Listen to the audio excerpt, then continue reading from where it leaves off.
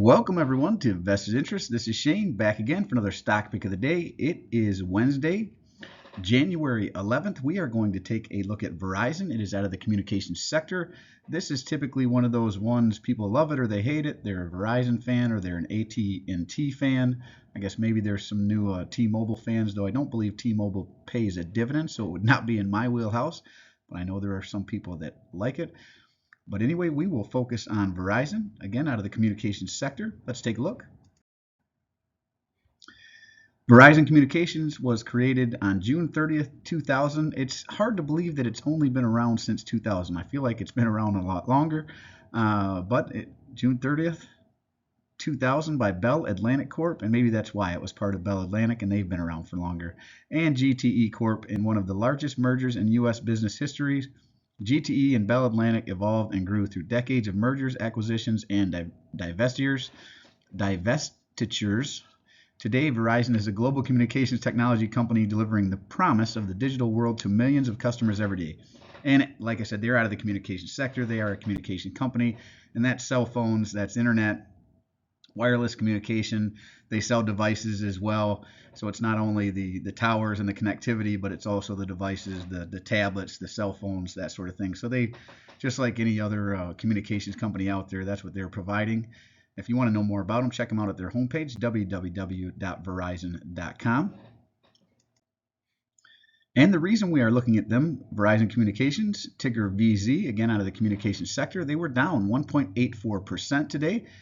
They are in my portfolio. You will see that here in a moment. They closed out the day on January 11th at $41.18. 52-week range as low as $34.55 and as high as $55.51. I know I was buying them back in the high 30s, 38, 36, right in there.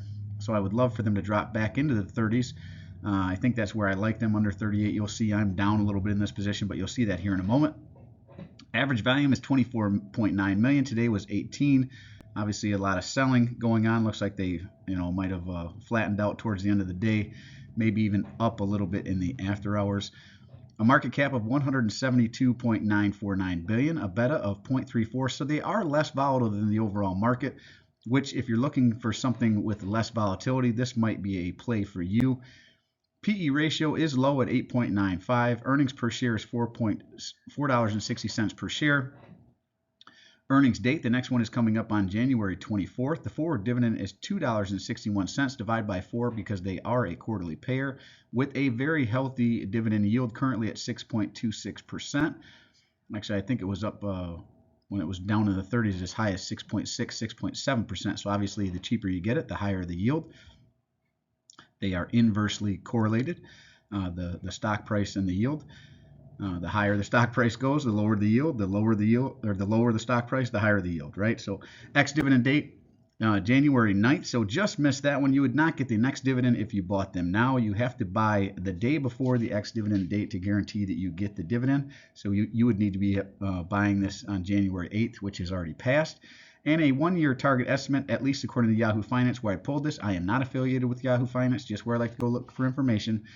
They have a one-year target of $45.25, so speaks to some potential upside appreciation in the stock price. And as I say, I always like to look at more than one source for information, so let's jump over to another.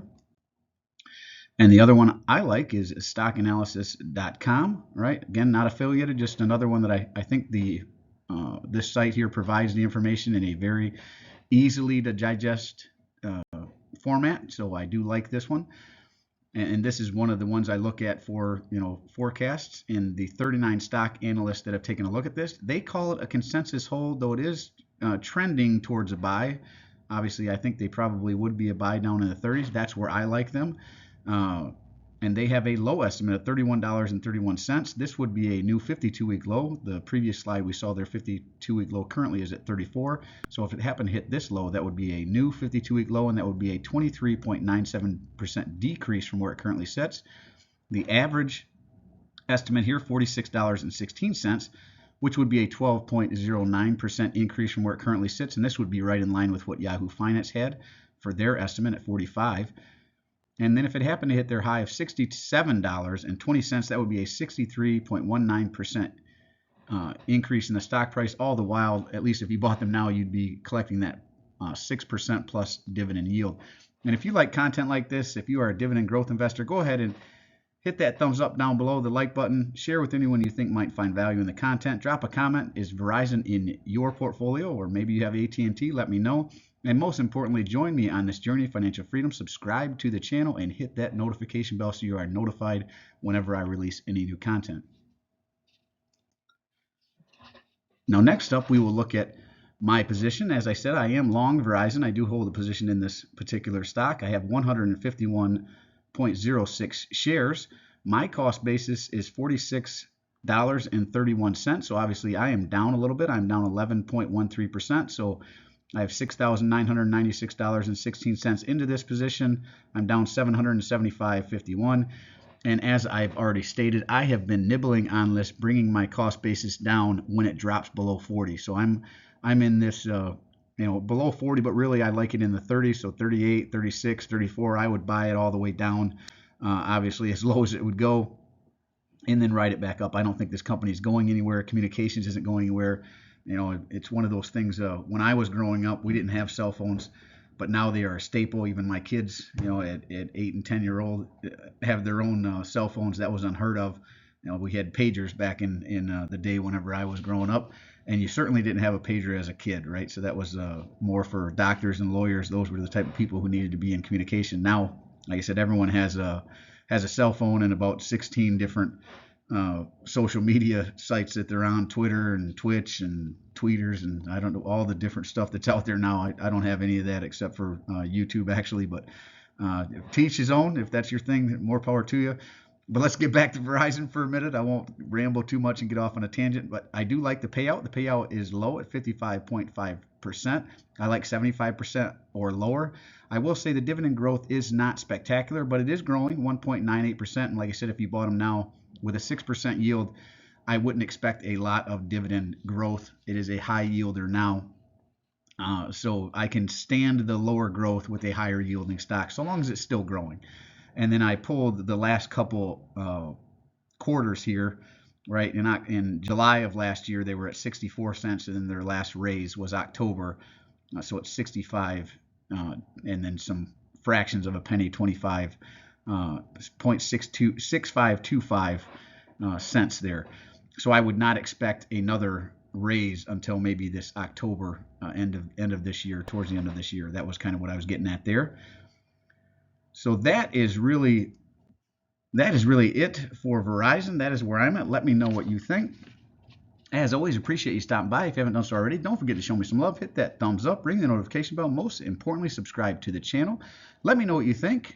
Do you like Verizon? Is it in your portfolio? Is it one you're watching and looking for a better entry point? Drop a comment down below. I do personally read and respond to the comments. I'm always interested to read your questions, opinions, suggestions for future topics, or constructive criticism. And with that said, this is Shane signing off, wishing peace and prosperity to you and yours. And remember, financial security comes to those who take a vested interest. Hey, thanks for stopping by, and we'll see you in the next one. I'm not a financial advisor. Nothing in this presentation should be considered financial advice. I'm only sharing my opinion and investing journey for educational and entertainment purposes. Investing involves risk. You can't lose money. You should never invest any amount you're not comfortable losing. Always do your own research and invest based on your situation, circumstances, and selected criteria, or seek the advice and counsel of a certified financial advisor.